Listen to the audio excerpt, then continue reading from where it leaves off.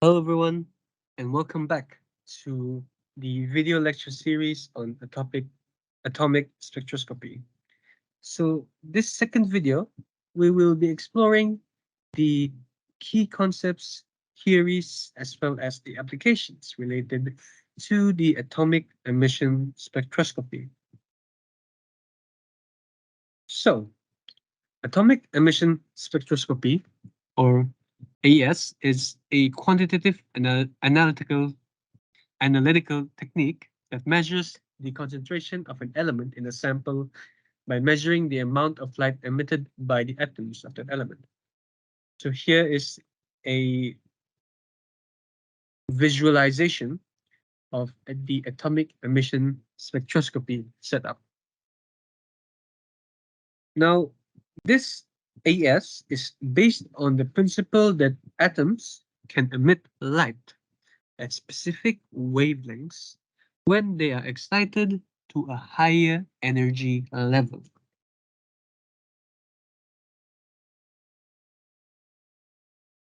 So, when a sample containing the element of interest is excited, the atoms of that specific element can be promoted to higher energy levels.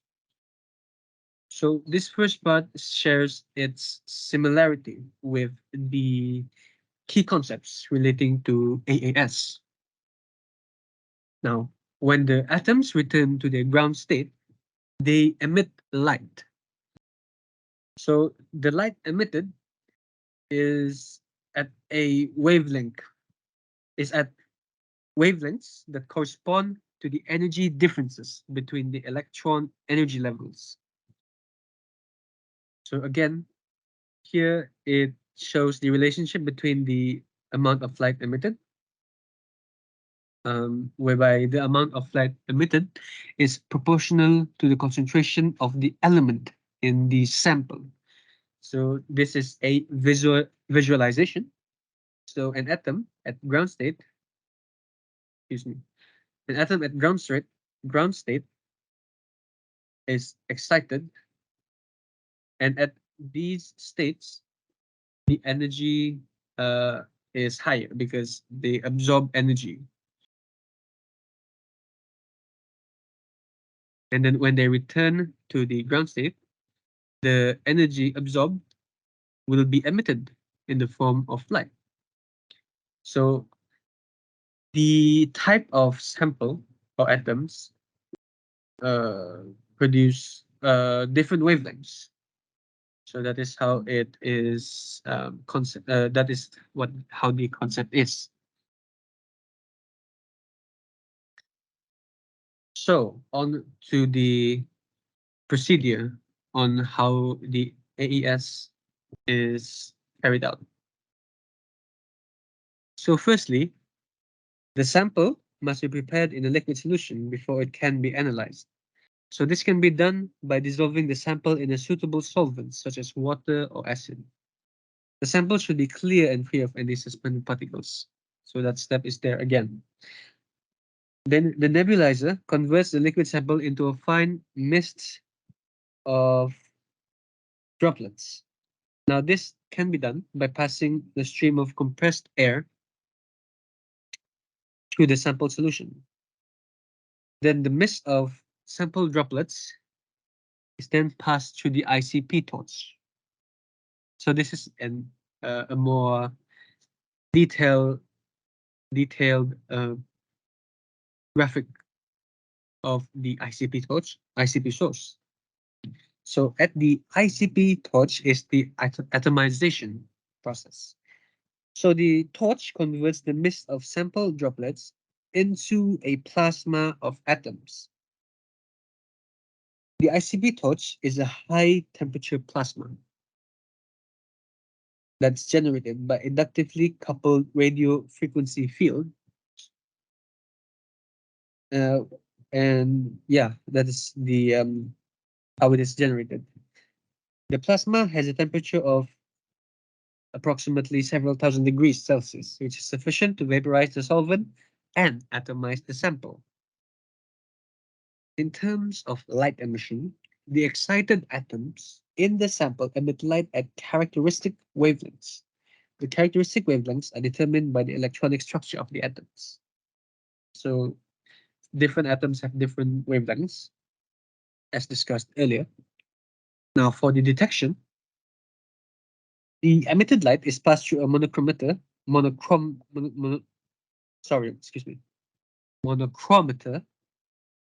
to select light of a specific wavelength. The intensity of the emitted light is measured by a detector. The intensity of the emitted light is proportional to the concentration of the element in the sample. So after that, the intensity of the emitted light is compared to the intensity of the emitted light, the same parameter, from a series of standard solutions to determine the concentration of the element present in the sample prepared.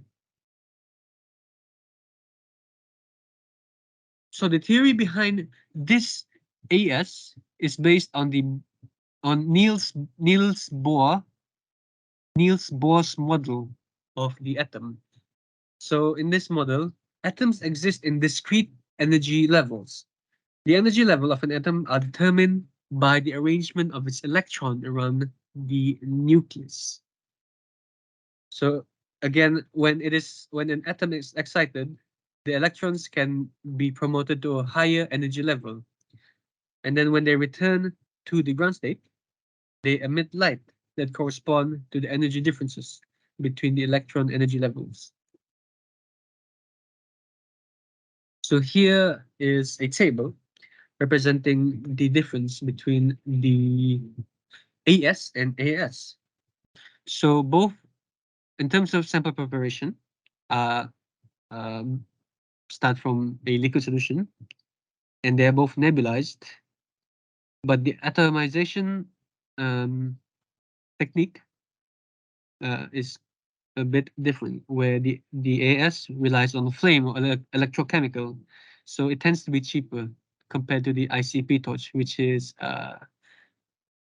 quite costly to develop. So that is one difference, the atomization method, as well as the cost.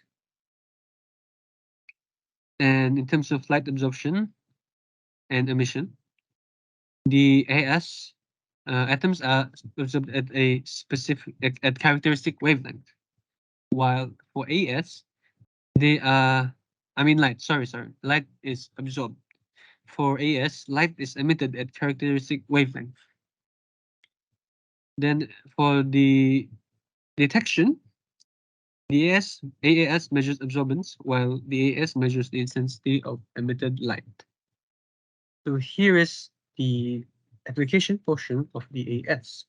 Now, same as the AS is similar in terms of its variety of uses, including the wide range of samples, water, soil, food, and beverages, as well as other biological materials, and the myriad of industries. Hang on 1 second. Brothers, brothers, brothers, brothers.